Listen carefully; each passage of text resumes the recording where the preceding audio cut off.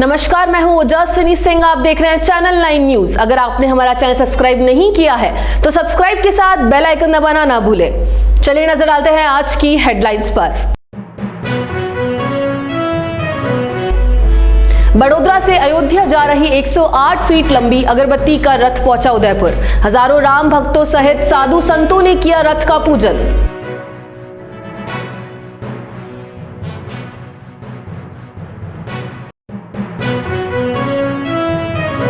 उदयपुर नगर निगम की बोर्ड बैठक में उप महापौर पारस सिंघवी ने अधिकारियों को लिया आड़े हाथों।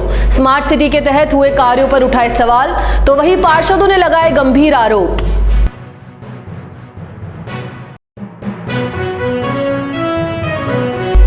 सनातन पुनरुत्थान दिवस पर आयोजित कार्यक्रम में शामिल होने उदयपुर पहुंचे रितेश्वर जी महाराज। राम मंदिर में मोदी के पूजा करने पर सवाल करने वाले लोगों को दिया जवाब।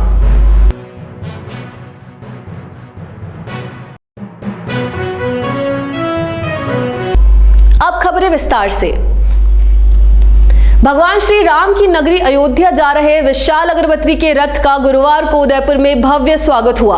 अगरबत्ती का रथ बड़ोदरा से रवाना हुआ, जो कि अलग अलग मार्गों से होते हुए उदयपुर जिले में प्रवेश किया। जिले में प्रवेश होने के साथ ही राम भक्तों ने पूरी आस्था के साथ जगह जगह पर स्वागत किया गया। इसके बाद शहर की सीमा में प्रवेश करने के साथ ही विशाल रथ का स्वागत करने के लिए हजारों की संख्या में लोग हाईवे पर इकट्ठा हो गए और इसके बाद अगरबत्ती के रथ को हर्ष पैलेस लाया गया।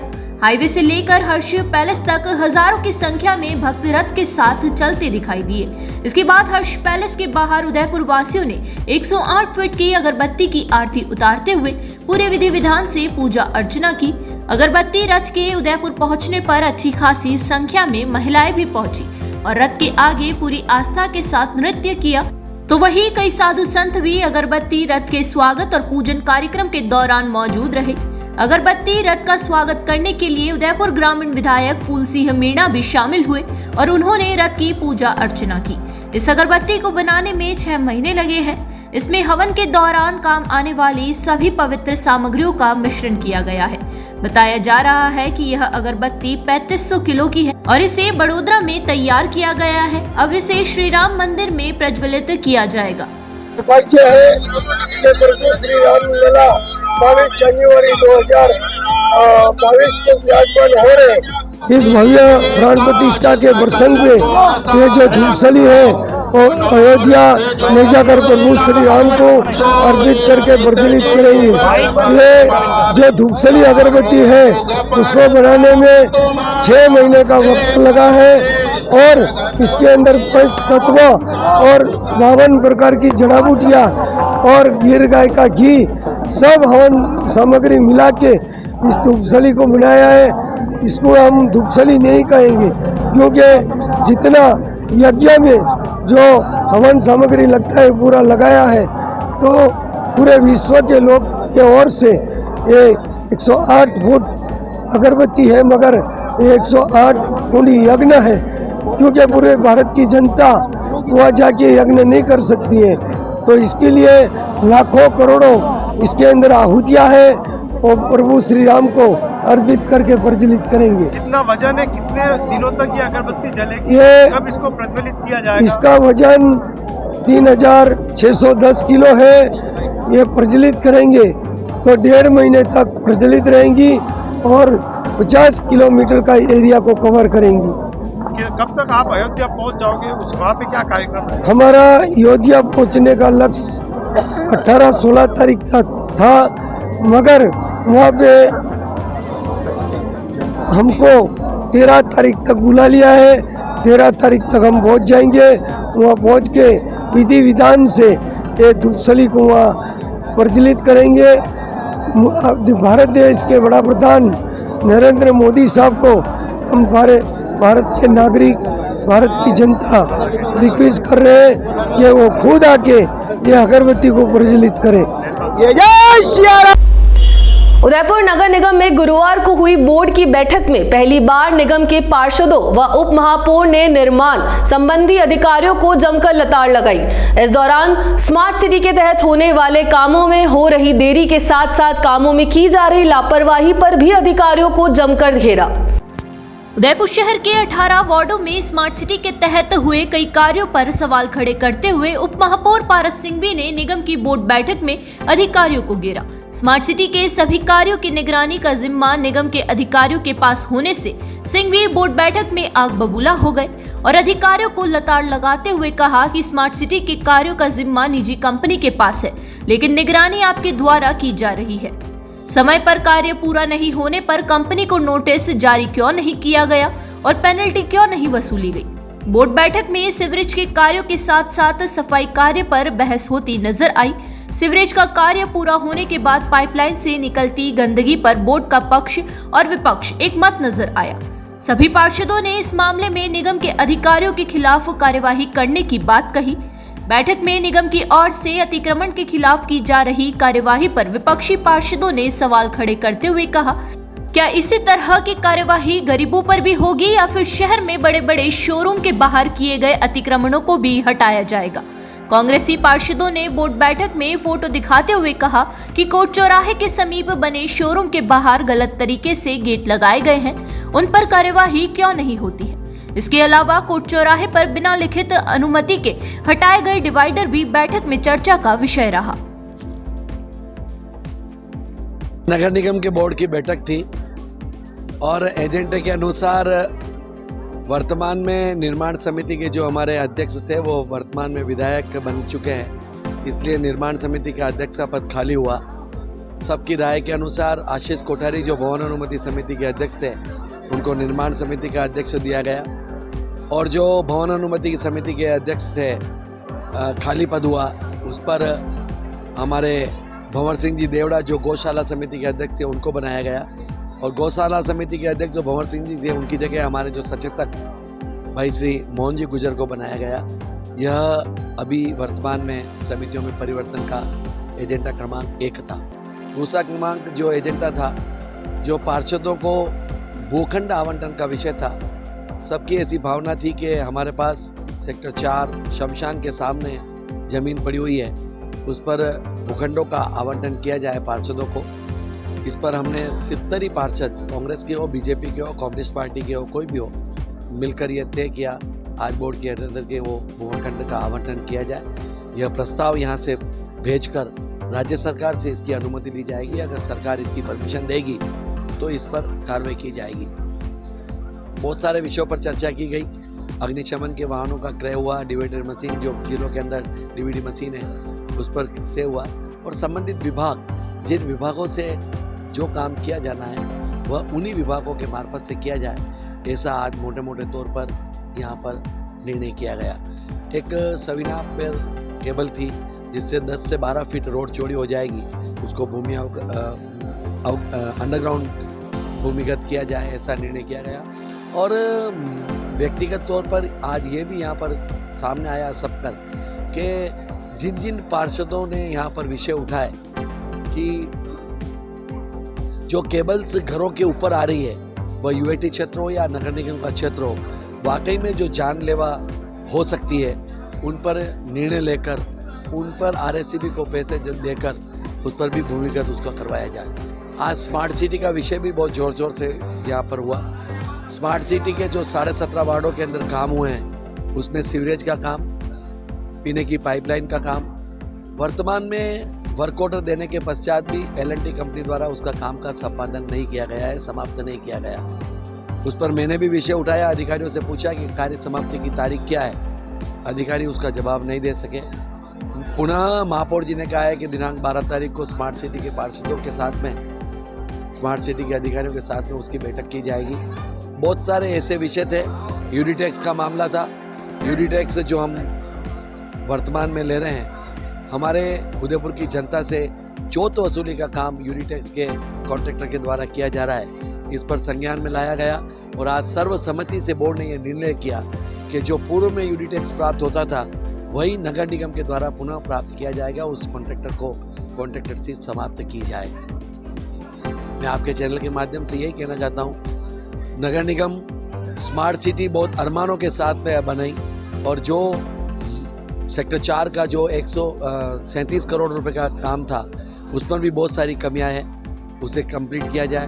गोवर्धन सागर पर जो 17 करोड़ रुपए का वर्क ऑर्डर दिया गया स्मार्ट रोड, उस पर भी कुछ कमियाँ उसको किया जाए और स्मार्ट सिटी के मार्फत से जो क्षेत्र अछूता रह गया उसको शीघ्र पूरा किया जाए और अलग क्षेत्रों के अंदर जो स्मार्ट सिटी के अलावा जो 17 वार्डों के अलावा जो पार्षद है उनके क्षेत्र में भी प्रायोरिटी के आधार पर डेवलपमेंट का काम किया जाए। पैसे की हमारे पास कोई कमी नहीं है। हमने महापौर जी से भी निवेदन किया है, अब खुला मन रखकर, क्योंकि चुनाव नज़दीक है नगर निगम के और लोकसभा के, खुला मन रखकर पार्षद की अनुशंसा के आधार पर उन क्षेत्र में डेवलपमेंट का काम किया जाए, ऐसा इस बोर्ड की बैठक के अंदर प्रस्ताव है। निश्चित रूप से सीवरेज के कामों के अंदर सुधारना बहुत अत्यंत आवश्यक है। घरों के बाहर सीवरेज बहुत उपनती है, घर में जाना भी दुर्लभ हो जाता है, इस पर भी कार्रवाई की जाएगी। और 12 तारीख को जो बैठक की रखी गई है, मैंने ये भी कहा कि सीवरेज के किले खोद जाता है और उसके बाद 6 महीने तक वो रोडें नहीं बनती है, यह वाकई में दुर्भाग्यपूर्ण है। इसलिए भी उपयुक्त संज्ञान लेकर निश्चित रूप से कॉन्ट्रैक्ट को पाबंद करके काम किया जाए। और यूआईटी क्षेत्र है या नगर निगम का क्षेत्र है, मेरा ऐसा कहना है, अगर नगर निगम का पार्षद बनता है और यूआईटी उस क्षेत्र के अंदर काम नहीं करती और पब्लिक वहाँ पर रहती है, उस क्षेत्र के अंदर भी विकास कराना अत्यंत आवश्यक है। पार्षद जब चुनाव लड़ा तब उसने ये नहीं कहा कि मेरा यूआईटी क्षेत्र है, पार्षद जब चुनाव लड़ा तो उसने ये कहा कि मैं आपका विकास कराऊंगा। इसलिए विकास की दृष्टि से काम कराना उपयोगी रहेगा। यह इस बोर्ड की बैठक के अंदर आज किया। अब पट्टों के विषय में भी चर्चा आई थी और पट्टों के विषय में महापौर जी ने आश्वस्त किया है कि अगर सोमवार तक अगर नगर निगम सरकार कोई आदेश नहीं करेगी तो उस पट्टे का काम पुनः प्रारंभ किया जाएगा। श्री आनंदम धाम पीठ के पीठाधीश्वर राष्ट्रीय संत सद्गुरु रितेश्वर जी महाराज ने गुरुवार को उदयपुर प्रवास के दौरान प्रेस कॉन्फ्रेंस की। उन्होंने कहा कि जो मोदी को पूजा करने का पूरा अधिकार है, लेकिन जिनको विरोध करना है वो विरोध करेंगे। मोहनलाल सुखाड़िया विश्वविद्यालय के विवेकानंद सभागार में आयोजित होने वाले कार्यक्रम में शिरकत करने के लिए उदयपुर पहुंचे रितेश्वर जी महाराज ने गुरुवार को प्रेस कॉन्फ्रेंस की। पत्रकारों ने प्रभु श्री राम के मंदिर की प्राण प्रतिष्ठा के दौरान प्रधानमंत्री मोदी के पूजा करने को लेकर सवाल किया तो उन्होंने कहा कि सनातन धर्म में 4 आश्रम माने गए हैं, लेकिन अब औसतन आयु कम होने से मोदी जी की जो उम्र है वह संन्यास वाली उम्र है, इसलिए वे किसी भी प्रकार की पूजा कर सकते हैं। मंदिर बने, एक उपाय नहीं छोड़े थे कि मंदिर बने, अब वो भी ज्ञान दे रहे हैं कि पत्नी के साथ करना चाहिए। अच्छा, जो विवाह नहीं करेगा वो पूजा करने का अधिकारी नहीं है? या जो विवाह कर लिया और बाद में चेतना जग गई, वानप्रस्थ आश्रम में चला गया। हमारे यहाँ 4 आश्रम है, पहला दूसरा गृहस्थ, 25 ब्रह्मचर्य, 25 गृहस्थ और 50 से 75 साल वानप्रस्थ और 75 से 100 साल संन्यास। अगर 100 साल की जिंदगी है तब, अभी हम लोग की 70-80 हो गई है, इससे ज़्यादा है नहीं, तो 20-20 कर लीजिए, 20-20। तो अब सब 40 साल के बाद तो वानप्रस्थ जीवन आ जाता है। प्रधानमंत्री नरेंद्र मोदी की उम्र कितनी है? और वो तो फिर संन्यास की राह पर है। अगर भारतीय परंपरा की जो लोग बात करते हैं, अगर उनको इतना भी ज्ञान होता तो संन्यास की राह पर है। और उनको पूजा ही नहीं, इस दुनिया में और भारत में और सनातन संस्कृति में हमारे रिचुअल्स के किसी भी पूजा को करने का पूर्ण अधिकार है, क्योंकि वो उस आश्रम में प्रवेश कर गए। इस बात को तो सन्यासियों को भी समझना चाहिए, समझते होंगे शायद, लेकिन अब वो राजनीतिक प्रेरित कुछ बातें होती हैं तो विरोध होता, विरोध के लिए विरोध होता होगा। तो एक अच्छे राष्ट्रभक्त हैं, राष्ट्र के लिए काम कर रहे हैं, परिवार के लिए नहीं किया, परिवार पूरा राष्ट्र को माना है।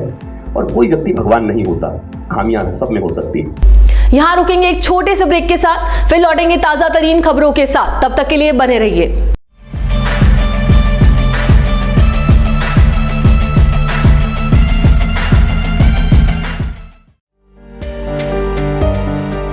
शादी समारोह हो या मांगलिक कार्यक्रम हो या बर्थडे पार्टी हो, मेहंदी सहित आकर्षक टैटू बनवाएं। मेहंदी और टैटू की कई डिजाइन उपलब्ध है। संपर्क करें lake city mall, Udaipur tattoo and mehndi artist पर। करवा चौथ पर special offer, home service available. एक बार सेवा का मौका जरूर दें।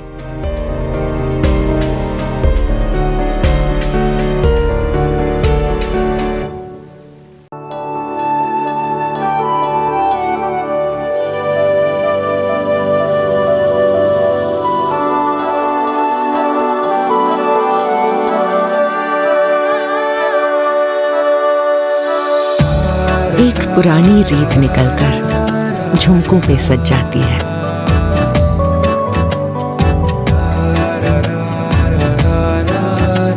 जिस दीपक को छू लेती हूँ वो बाती इथलाती है।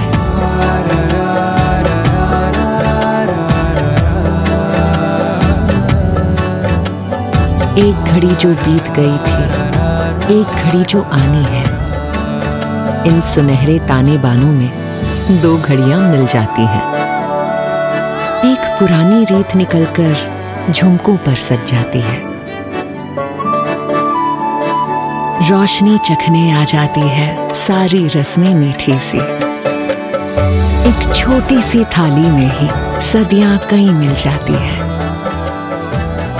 एक पुरानी रीत निकलकर झुमकों पर सज जाती है।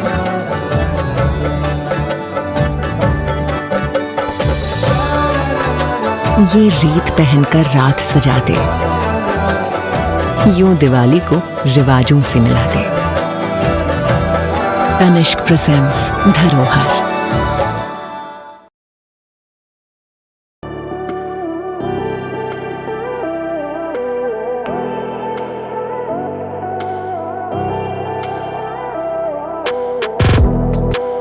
.304 ग्रेड के स्टेनलेस स्टील के बर्तन न जंग लगे न फटे।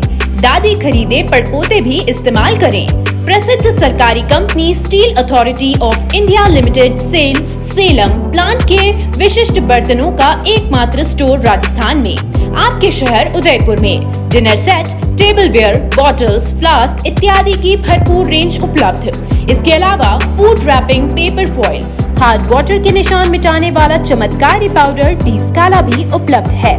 पधारें अपना घर Biscot private limited, Madri industrial area Udaipur. संपर्क करें 7357715333 या ऑनलाइन विजिट करें apnagharmart.com।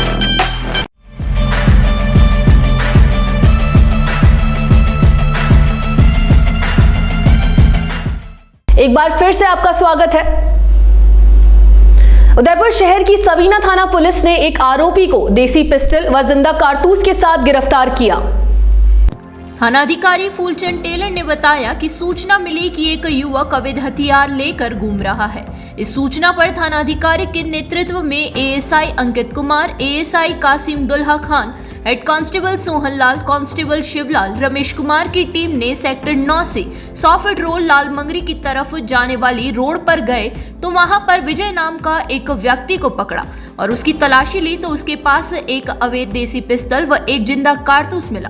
इस पर आरोपी को गिरफ्तार किया गया। आरोपी से पूछताछ जारी है। उदयपुर के प्रताप नगर थाना क्षेत्र के जिंक चौराहे पर पुलिया के समीप एक ज्वलनशील पदार्थ से भरा टैंकर पलट गया। बताया जा रहा है कि टैंकर भरा हुआ था और हिंदुस्तान जिंक में जा रहा था। उसी समय पुलिया से अचानक पलट गया। वहीं मौके पर भी भारी लोगों की भीड़ जमा हो गई। लोगों की सूचना पर प्रतापनगर थाना पुलिस मौके पर पहुंची और वहीं हिंदुस्तान जिंक की फायर ब्रिगेड भी मौके पर पहुंची और आग पर काबू पाया। अंत में एक बार फिर नजर डालेंगे आज की हेडलाइंस पर। बड़ोदरा से अयोध्या जा रही 108 फीट लंबी अगरबत्ती का रथ पहुंचा उदयपुर। हजारों राम भक्तों सहित साधु संतों ने किया रथ का पूजन।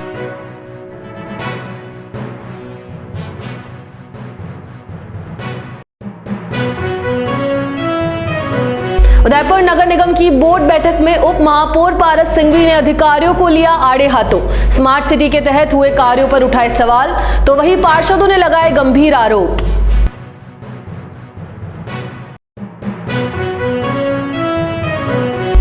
सनातन पुनरुत्थान दिवस पर आयोजित कार्यक्रम में शामिल होने उदयपुर पहुंचे रितेश्वर जी महाराज। राम मंदिर में मोदी के पूजा करने पर सवाल करने वाले लोगों को दिया जवाब।